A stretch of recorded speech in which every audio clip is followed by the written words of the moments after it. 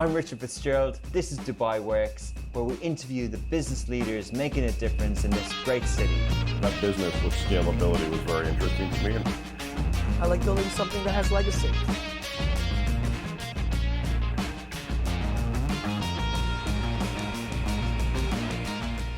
So the mood around town, around Dubai at the moment is summer holidays.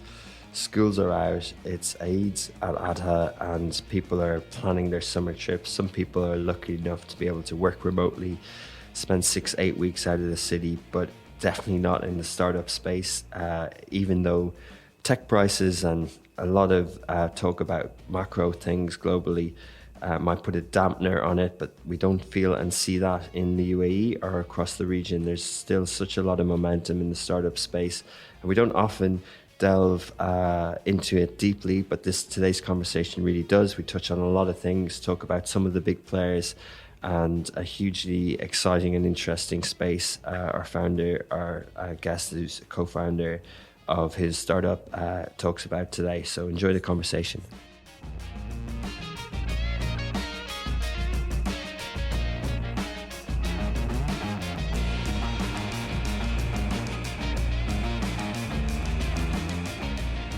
Back to another episode of Dubai Works Business Podcast. This week we're joined by Sanad Yaghi. He is the co-founder of Dukkantek. So they are a store management platform aiming to help business owners to keep track of transactions, monitor sales, calculate VAT, and generate reports and calculate profit margin. Today we're going to talk about how he came up with the idea, the competition, the marketplace, the industry, and also their plans for the future.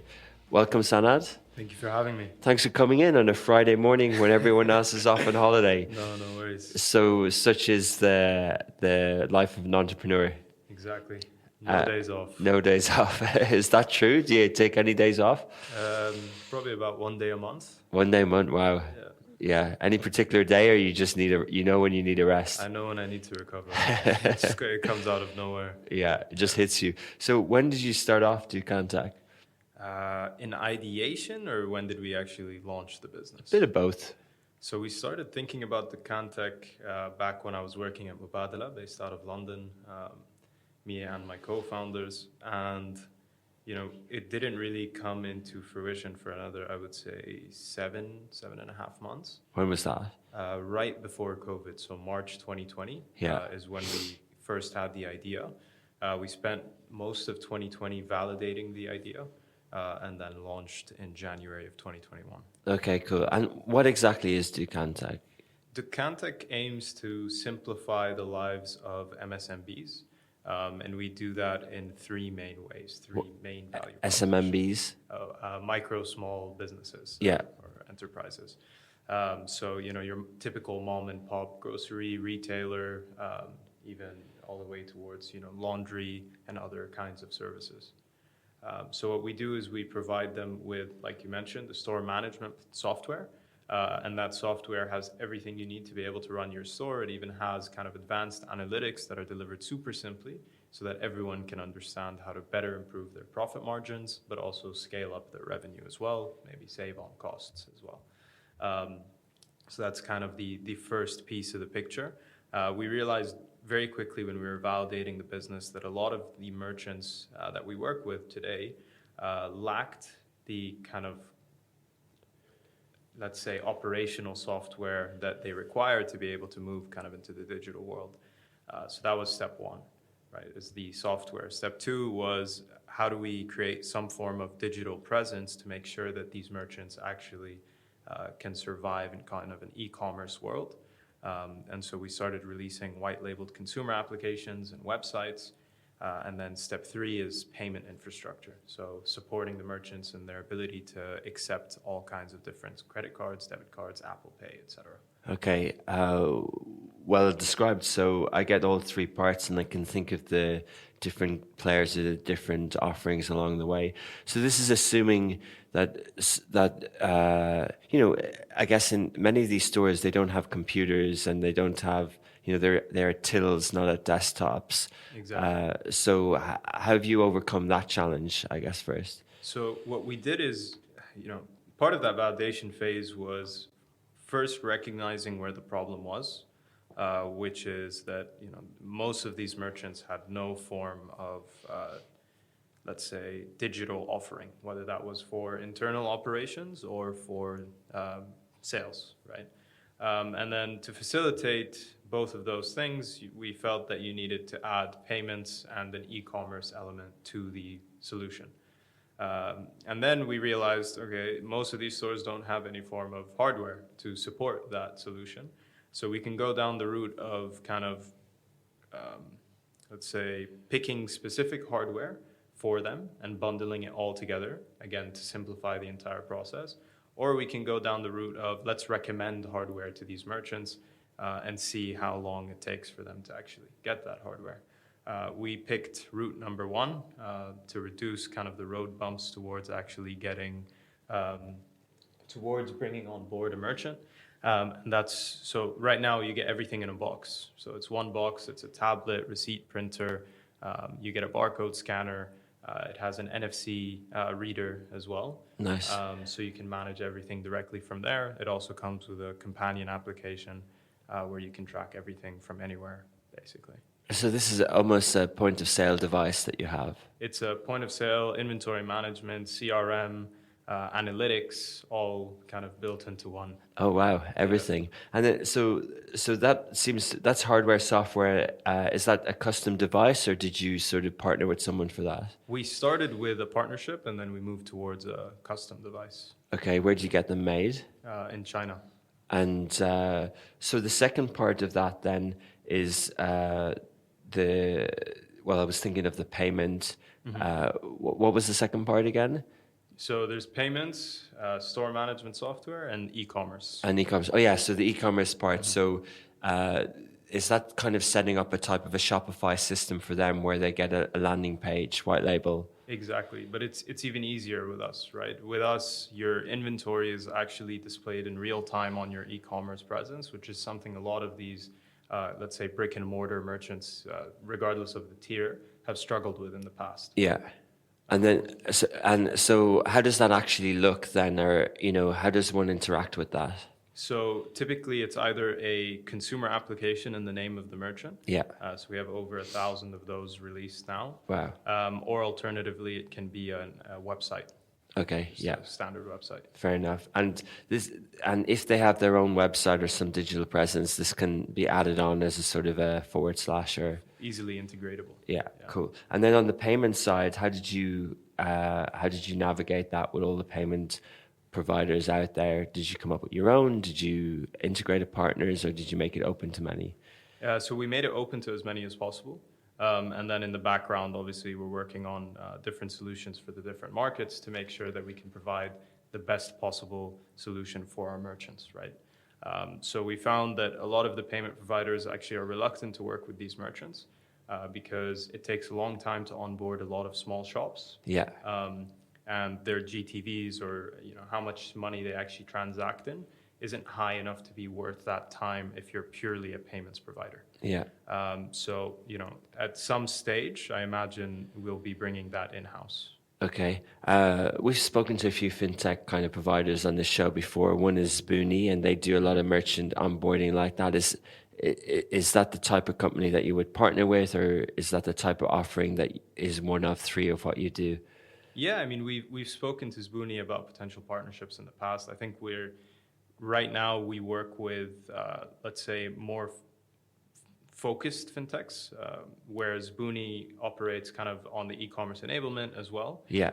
We want pure play fintechs, obviously for a lack of competitive overlap as well. Fair enough. And speaking about, I think it's interesting the timing of when you did it, because that did put a pressure on, people weren't able to leave their house and they weren't able to go down and buy groceries, and it put a lot of pressure on those type of businesses. And especially that people weren't in malls, people weren't going out as much. And it did seem like a time where if you had a WhatsApp number and a good digital presence, you could do a lot of business. Do you think that some companies, depending on what region they are, if they've got a good WhatsApp business account and a payment link, is that all they need? Do they need Dukkantek as well? Yeah, they need Dukkantek as well. If you can't manage your own store's inventory, you can't manage your e-commerce inventory. Yeah. Right. So where we fit in is we aggregate everything into one, right? Which means that even WhatsApp integration, right? So sometimes you'll be WhatsApping a store having no idea that the messages are actually flowing through our software. Yeah. And what we added to it as well is order management. So now every store has the capabilities to add drivers, have those drivers be routed to the right places. So you no longer have to go back and forth with the merchant about where you are, how you're going to get there. There's a lot of pain points along the way of ordering from, say, a single shop owner that you don't have when you use one of the bigger players like Amazon or Noon. And what we're trying to do is give these merchants all the technology that they need to be able to do the same things the bigger players are doing, but in a super cost-effective, simple way. It sounds like you have taken out the pain points because, if I'm thinking of those things, I'm thinking, okay, yeah, do it simply, but then to add the other things, you need to pay different softwares, procurement, and go through lots of due diligence, lots of testing. Mm-hmm. But, how do you position it like you did at the start? But, in that sort of communications part, that industry, that sector is quite big in itself, right? Mm-hmm. Like the kind of CPaaS, the communications platform as a service, Mm-hmm. that dialogue part is quite a big industry and there's a lot of tech going into it. 100%. And so is the fintech and so is the payment part, so is the point of sale part, and so is the store management and fleet management. Mm-hmm. So essentially, have you been able to build out 4 sort of pieces that are in their own standalone startups? Yeah, I mean, what we did is we're an all-in-one, which simplifies the entire process for a merchant. Instead of a merchant having to go to 7, 8 different companies to get the value that they need, we do it in one shot. Right? Okay. Is it more expensive? And how do you keep the cost down? How do we keep that's our little secret. So did you raise funds? Yeah, we did. We raised a seed round last November. We raised $5.2 million from GFC, Cole Capital, a lot of external US and European investors, and some great local investors as well. Okay, seed in last November, so we're in July now. So what's the kind of product at the moment, and what's the customer uptake? So what we did since last November is we scaled to 6 new markets, 7 markets total. So we now operate across the entire GCC and Turkey. Nice. We did that in just under 6 months, which we're quite happy with. And we now have over 10,000 merchants on our platform. Incredible. And consumer uptake? Consumer uptake is very positive. When merchants have their white-labeled consumer applications, we see roughly a 12% increase in revenue. Okay, great.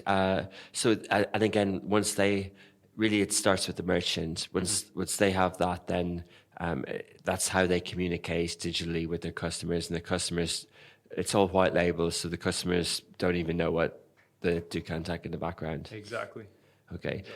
And you mentioned before the show, but Dukkan is store. Bilarabi, it's store.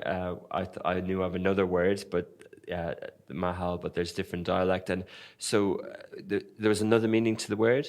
Yeah, so the original Fusha meaning of Dukkan is actually to organize a stack effectively, which we liked, right? And then for Dukkantek, in Arabic, Dukkantek is your store. Yeah, that's what it directly translates to. And then in English, it also has the Dukkantek, Dukkan Technologies, right? Yeah. So it's a little very bit good. Of a mix. Yeah. Perfect name.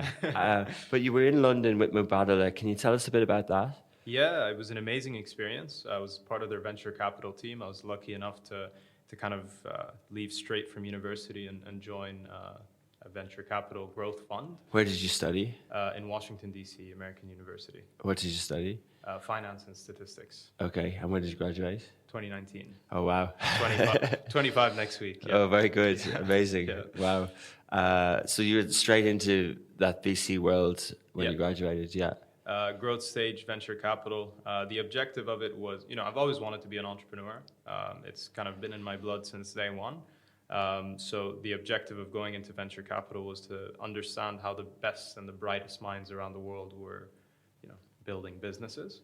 And that's what I was privy to see, and how they solve problems, what kind of cultures they built within their organizations, and what problems were they trying to address, were crucial to kind of formulating Dukkantek and building it out to where it is today. Yeah, interesting. So can you just explain for people what it's like joining a fund like that? Like, what do you do? Are you analyzing startups? Are you with a financial background? Are you looking at the numbers? Are you doing projections? Are you looking at unit economics? Or what are the things that you're doing? Yeah, I mean, 100%. And all of those things, plus, when you're an entry level, you're getting coffees, you're moving furniture. Yeah. But yeah, I mean, it comes down to what is the fund thesis? So why are they investing? What are they investing in? Finding startups that suit that thesis. And then obviously there are prerequisites that you're trained on, right? So how fast are they growing? What problem are they addressing? How strong is the team? Are kind of some of the few things that you look for when you're in the venture capital world. And then how big is the market?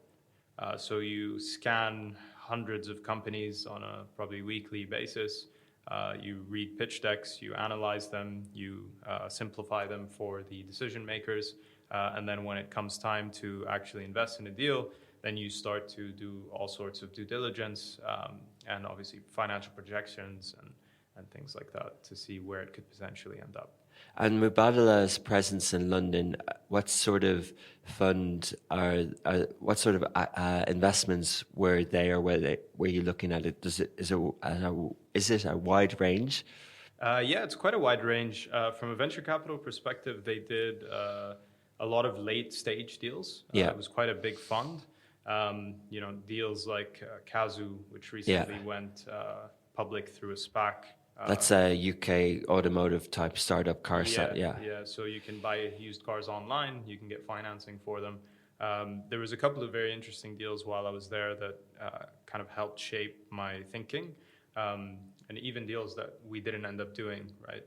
When you get to that level of startup, you're successful, right? So whether someone chooses to invest in you or not, you're still a successful entrepreneur in business. So. Very good. And so I was glad you mentioned that. So what did, from that experience, what did influence your thinking for Dukkantek? What type of, because you weren't necessarily exposed to grocery stores in your studies and in a VC firm. So what sort of led you to this? We saw a lot of deals that were what we call merchant empowerment deals. So, everything from the toasts in the US, all the way to kind of light speed commerce to, so a lot of these businesses, what we're doing is not necessarily reinventing the wheel. What we did is we adjusted it to the nuances of the Middle East and broader MENA region. Yeah. I still think what we have is definitely a global business. There are still untapped markets around the world, but it wasn't necessarily coming up with something completely new, right? It was kind of adjusting it for the GCC and now broadly Middle East region. Oh, did you grow up here? I grew up in Abu Dhabi. In Abu Dhabi, and then you went to the US. So you were naturally, were you always thinking of to have your business based here for this region? Yeah, I mean, this is home for me. I grew up here most of my life. So if I was going to start a business, it was going to be here. Because obviously you have the amazing ecosystem. You have a lot of support, even from friends and family, which early on is very, very important, which helps you kind of go from 0 to 1, which is probably the most difficult phase so far. Yeah, Peter Thiel, the name of his Peter Thiel's book, 0 to 1. So Mubadala are obviously Abu Dhabi based as well. Did you register your business? Did you license it in Abu Dhabi, or did you do it in Dubai? We're licensed in all 7 Emirates. Okay. So that's the...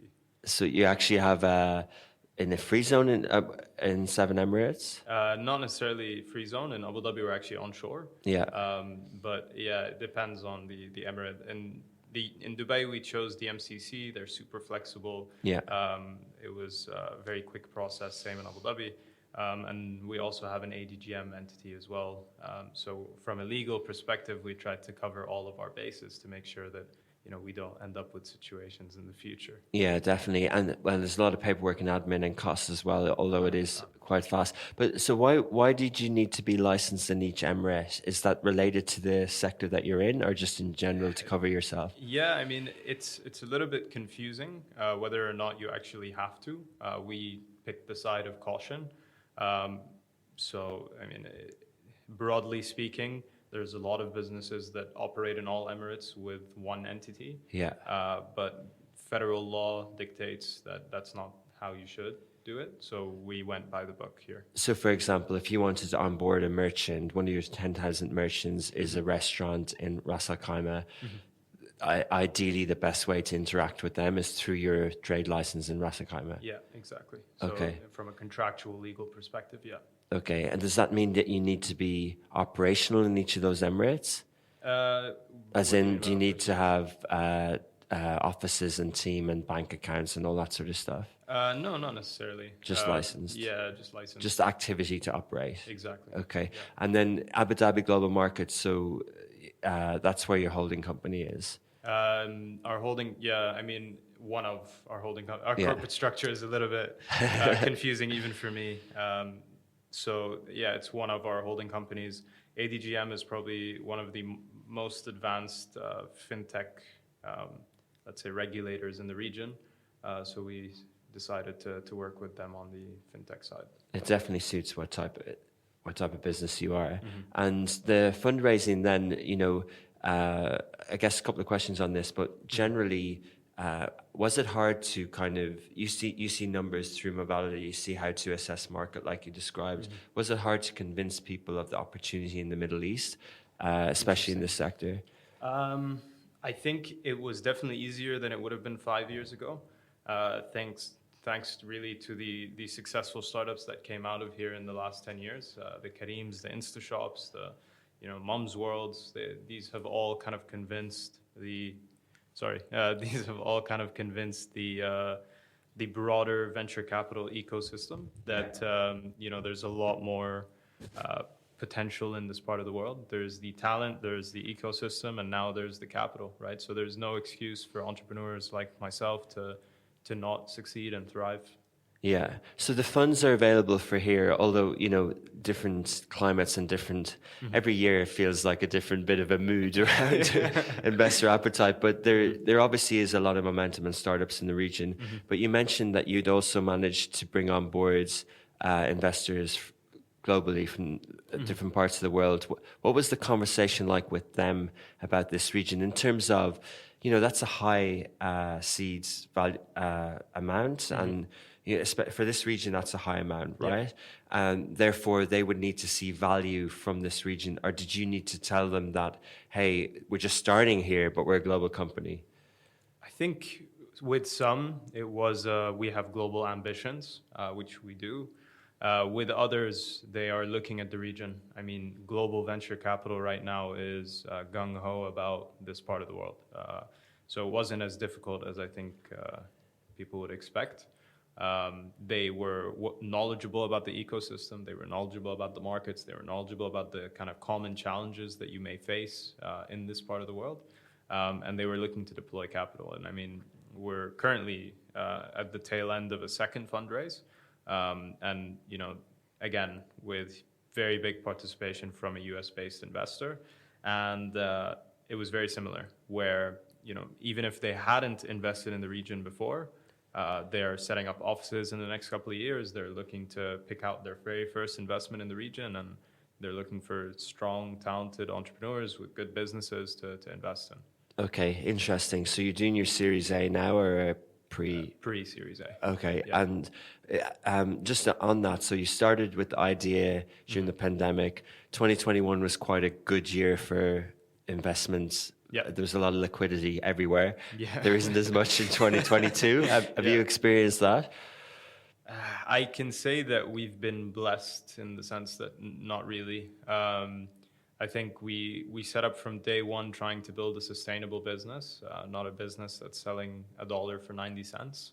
And that's helped us dramatically moving into this kind of, let's say, downturn in the economy and the broader economy, and now this push for profitability.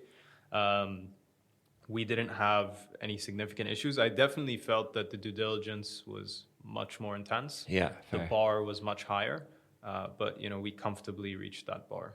Yeah, as in the funds were there from before probably, and they still need to be deployed. So from that point of view, but yeah, as you said, people are just a little bit more cautious with the future in mind. 100%. I mean, and it makes sense, right? I come from a venture capital background. Why should I pay X multiple when in 6 months that multiple is going to be halved, right? Yeah. So you really need to be able to justify, your growth, your, let's say, retention, your ability to continue to grow at the same rate as well, even in a potential downturn. How recession-proof is the business? Questions that, in the past we never even thought of. Yeah, interesting. And the reason for expanding first across the GCC, was that because of proximity, or, obviously there are markets in, say, Iraq or Northern Africa that have a higher population and maybe more people that can be digitized, or more stores and more businesses at a smaller level. Are they obviously sort of a target for you, and being able to empower those type of markets to sort of who don't have, say, the sort of 5G and the smartphone and digital penetration and the speed that we have in the UAE and KSA. Is that a big focus for now? I think when we looked at when we looked at expansion, we kind of broke it down into a couple of different variables. Variable one, population, which is obviously very significant, both population in terms of broadly number of people, but also in terms of number of merchants, obviously. And then two, really, it came down to purchasing power. It came down to credit card penetration, because at the end of the day, even if you give a merchant the ability to accept credit cards, if his customers won't pay with credit cards, right, it's kind of useless. So all of those factors factored into our expansion plans. And then, we set out to do it as quickly as possible. Our initial plan was to do the GCC in a year. We ended up doing the GCC in roughly 3 months, and then added Turkey after that. Okay, and when you market entry, is like obviously regulation and getting set up and being able to operate is, first protocol, you have to be able to 100%. Do that.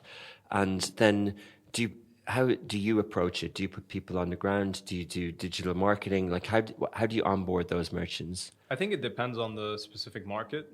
Some markets respond better to digital marketing. Other markets will respond better to people on the ground. But like which markets? I think in Turkey, digital marketing goes a lot further. Same in Kuwait, versus kind of, let's say, Oman or Bahrain. People on the ground would probably be the better approach there. Okay, and you're already in Saudi? We're already in Saudi as well. Okay, and how's that market been for you? I think it's been quite welcoming, to be honest. We had no issue entering Saudi from a regulatory perspective. And then I think the merchants are very similar to the UAE. So it was a quick transition with very little nuances to be able to start operating in Saudi and start delivering value to merchants there as well. And you're mainly based in the UAE. You're a Dubai startup. Yeah. And what's your team?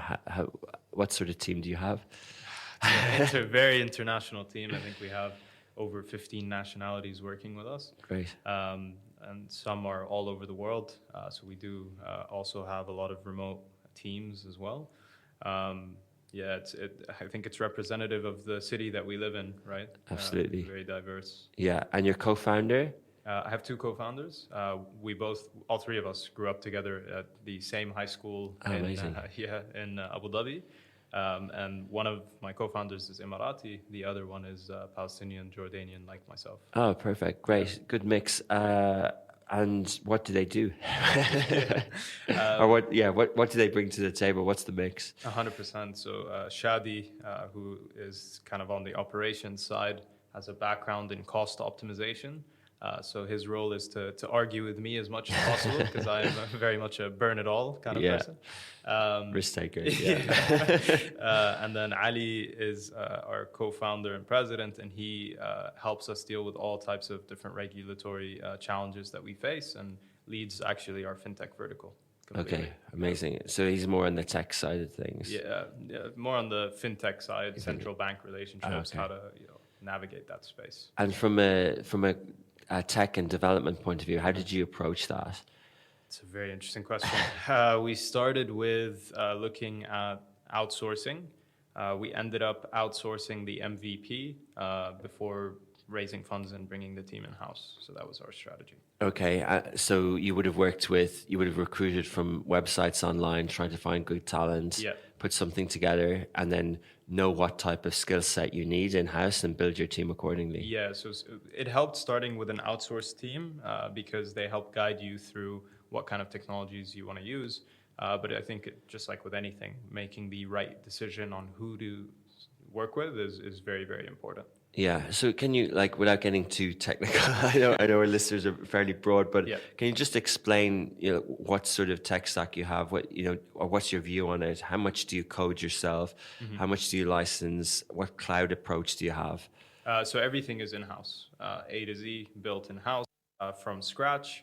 Our tech stack is something that we are quite protective over. Yeah. So I can't really get into the nitty-gritty details. On a high level, the back end is C#. The front end is Flutter. There's some very interesting database schema that we've built out as well. How much do I code myself personally? None, unfortunately. Too busy raising funds. Yeah. But yeah, the broader team builds everything in-house. Yeah, and so because a lot of the speed in the rollout is how good the product is, and you're obviously doing a lot of things. So, like, you mightn't code yourself, but are you involved in the product? Are you involved in features? Yeah. The UI, everything like that. Yeah, I'm the only product manager at the company. Okay. Right now. It helps because I spent a lot of time as a sales executive. I spent a lot of time as an ops executive, speaking to merchants, understanding their problems, which I still do at least once a week. Once a week, I'm in the market speaking with merchants. And that helps me formulate new features. It helps me work with the tech team to deliver everything in the correct way, which for us is as simple as possible. Yeah, how do you view that's an interesting, how you described it, your product manager as well as a co-founder, but a product manager is almost can dual, like, as a CTO, as a project manager, and it's really sort of a key role in a startup, isn't it? I think we split it in an interesting way. We have an amazing CTO who kind of we work alongside each other very intensely. And he covers for my weaknesses, which are obviously development. So I give him the feature, the idea, how I want it to be delivered, and then he comes up with the right way to communicate to the team. Very good, yeah. And has it been tricky for you guys? Like, if you went to school with those guys, they're obviously similar age to you. Has it been tricky for you to hire senior people, but also deal with a lot of those funds? And have you got advisors? Have you got a board in place? Yeah, we do. We have a lot of amazing mentors as well, which helped us significantly along the journey, and still help us every single day. From a fund perspective, I think they're quite used to dealing with younger founders. Yeah. So I don't think there was any kind of issues there. Your interests are aligned. But from hiring senior talent, it's all about bringing in the right people. More broadly speaking about talent, right? You want to have people who know more than you do, which for us, obviously, with our inexperience, is a lot of people. So they can, we bring people in so that they can run the show. They can run their business unit. So how many people are there? 140. Changing every week, I think. Yeah, 140 is a lot. So you might have brought in someone senior on the people and culture or the HR side. Yeah. And can you just explain that? Because I often wonder if you obviously, with that speed and that amount of people, you need someone who knows what they're doing in that area. But then there's a culture thing that you need to get right as well. Is it a bit of an offset of, like, let's bring in experience, but let's also try and create our own company vibe and culture and flow? From a people and culture perspective, let's start with the culture side. From a culture side, I think, we try as co-founders to keep that under our control as much as possible. Yeah. Okay. From a people side, absolutely. You bring in the best talents that you can bring in, so that they can make sure that people are happy while they're working, that, you're not going too far or too hard, and that, they can put in the right structures and systems in place for everyone to be. Trainings and everything, Onboarding, et cetera. Yeah. Brilliant. And so I wanted to ask a little bit more about the industry, but just to get, is there a lead investor and were Mubadala involved? Were you able to convince your former colleagues? We had some angel tickets from my former colleagues, but we were too small. They write very, very big checks. So hopefully at some point in the future, we'd love to have them on board. Amazing. Yeah. I don't doubt it. Brilliant. So Sanad, on the fintech space, it's so diverse, it's so broad. I know you're not necessarily in that space, you're more in the retail kind of merchant space, but what's your view of the current, fintech seems to be quite hot in the region at the moment. What's your view of that area? Do you think it's saturated? Do you think that some of the bigger global tech giants are kind of primed to sort of take up a lot of market share? No, I think local knowledge and experience will always win out. To what extent, I think, will remain to be seen. Stripe recently moved into the region. I'm sure there's others on their way as well. But from a broader fintech perspective, I think it comes down to this is what consumers want now, right? Consumers want BNPLs. Consumers want, broader fintech solutions to ease their purchasing habits, right? Most consumers don't want to carry cash anymore. Most consumers want to invest in the stock market. So I think this part of the world set up their regulation in a way that enabled startups to address these fintech requirements, which I think was quite critical to having the buzz that you're describing in fintech in the region. I'm not sure it's saturated yet. I think if you look at kind of the, as founders and VCs, et cetera, we always get wrapped up into the kind of cutting edge new frontier. When in reality, if you look at how the majority of the population still operates, there's still a lot of room for penetration and market share and growth. Yeah, interesting. You mentioned buy now, pay later, and that's one of the, the macro kind of trend around tech this year, especially on the public markets, has been down. Yeah. And one of the things that's given as an example is how hot buy now, pay later was a year ago versus the valuations now. We could easily just say that that's just due to macro things, but was it a bit too soon? Like, do we really think that all the funds that went into that space warranted the sort of opportunity that was there? That's a loaded question. Look, I think it's specifically BNPLs. I think it's a trend that recently got a name. If you look at companies like Carvana, US-based automotive used car online delivery, same as Kazoo, they were doing BNPLs just with bigger products. Yeah. Right? What happened was kind of a shift towards smaller products, smaller basket values. And I think that valuations are not representative of the value that a company creates necessarily, because they're influenced by market conditions. But it doesn't take away from the fact that these companies grew, and they grew very, very quickly, both from a consumer perspective and from a revenue perspective, which means that, even if right now their values may be lower, you don't know where they'll be in 5 years post-recession, right, while they continue to build. Yeah, I guess, because the way I phrased that, I talked about fintech and then I went into buy now, pay later. But a lot of it is about, tech can sometimes be a horizontal and can work across different sectors. And especially with raising funds and opportunity when you're market sizing, your narrative needs to sort of fit, doesn't it? So, do you look more at the sort of merchant retail, at e-commerce? Is that what you sort of look at? Like, what's that statistic of, X% of the global retail is actually through e-commerce, and it's a very small number. Is that what you're looking at? Or are you looking at sort of other opportunities? I think with e-commerce doesn't work without good fintech, right? At the end of the day, cash on delivery only survives for so long.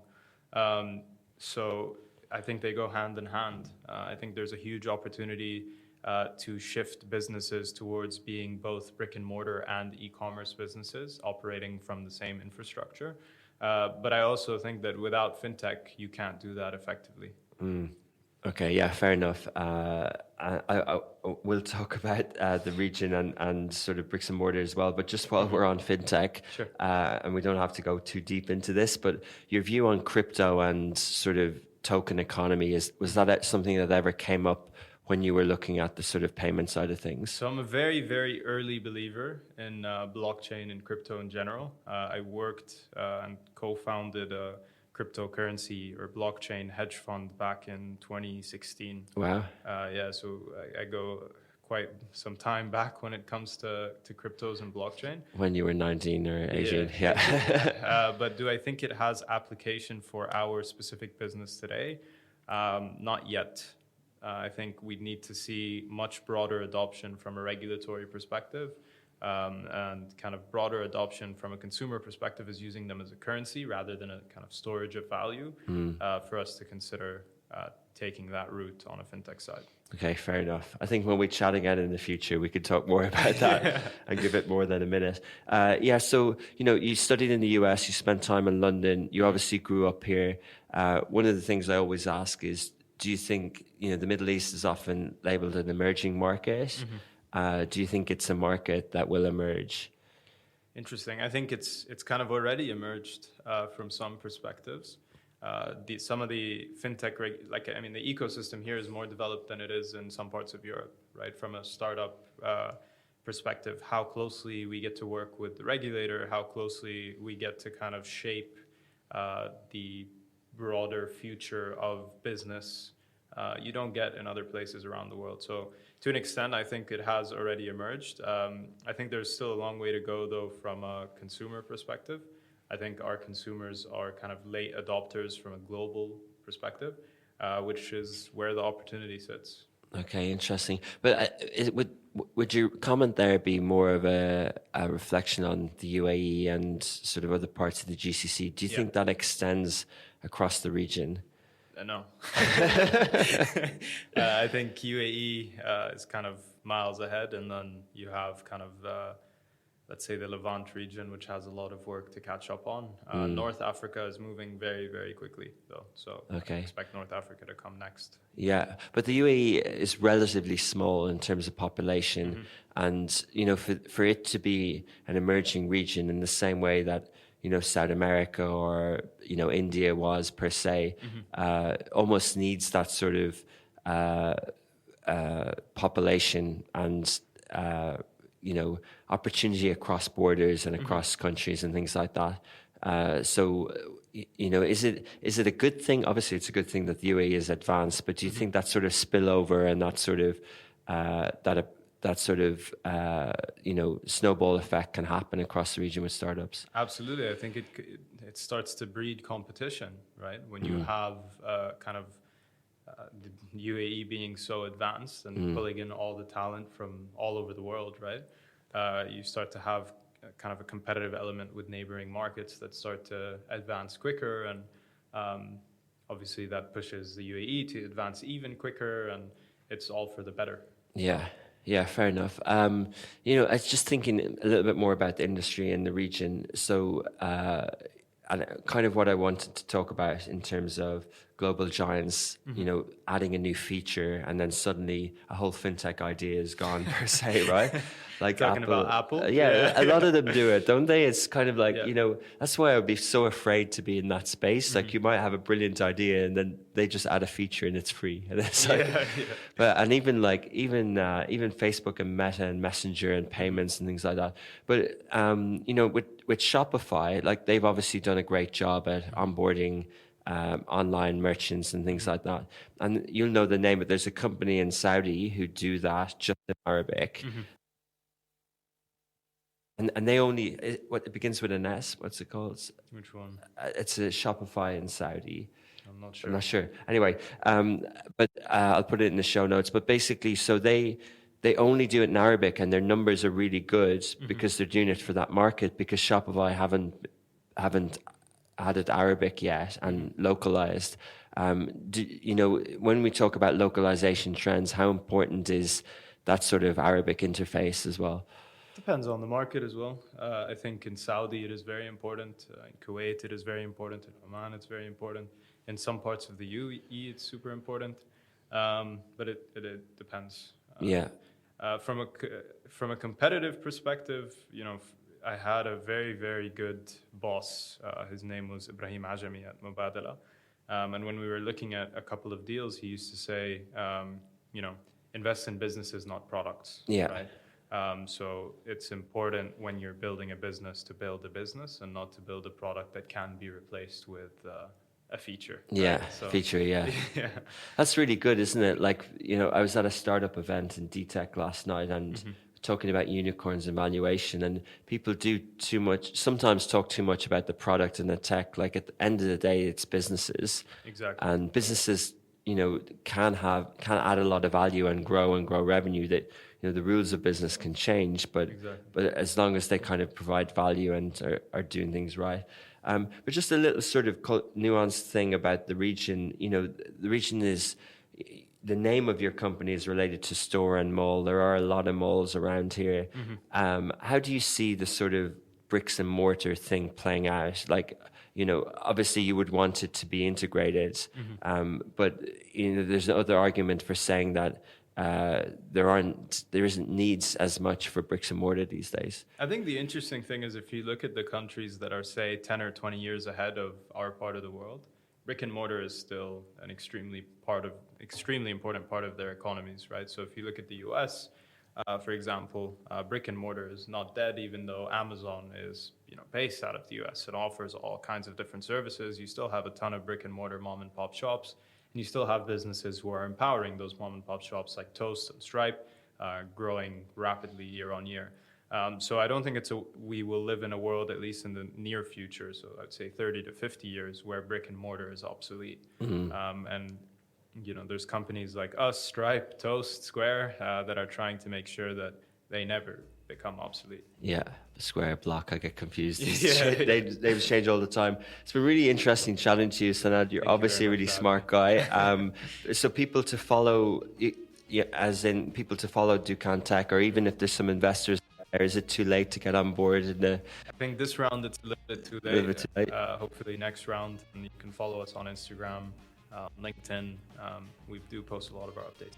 Amazing. Great. Well, thanks for the time this morning. Thank you as well. Cheers.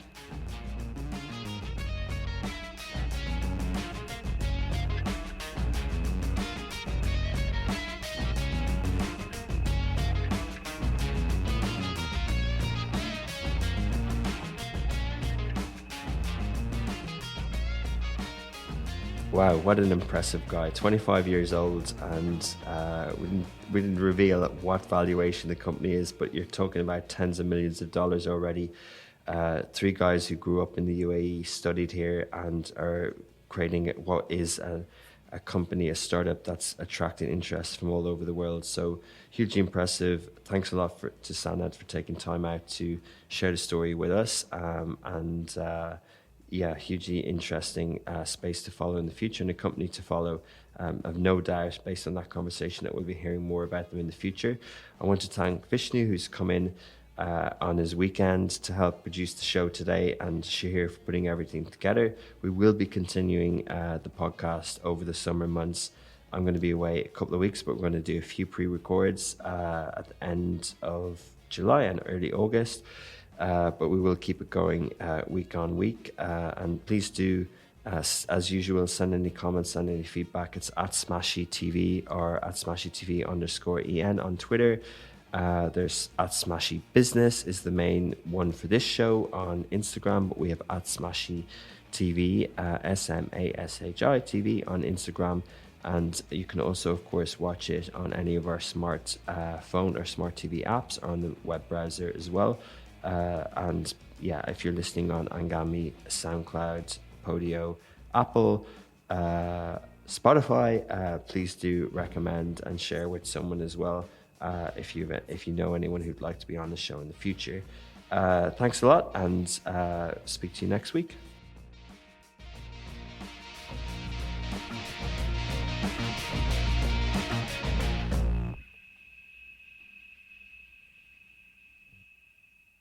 At Arizona State University, we're bringing world-class education from our globally acclaimed faculty to you. Ranked #1 in innovation for 10 consecutive years and #2 among public universities for employability, ASU isn't just ahead of the curve, it's creating new paths to success. Earn your degree from the nation's most innovative university. Online, that's a degree better. Explore more than 300 undergraduate, graduate, and certificate programs at asuonline.asu.edu.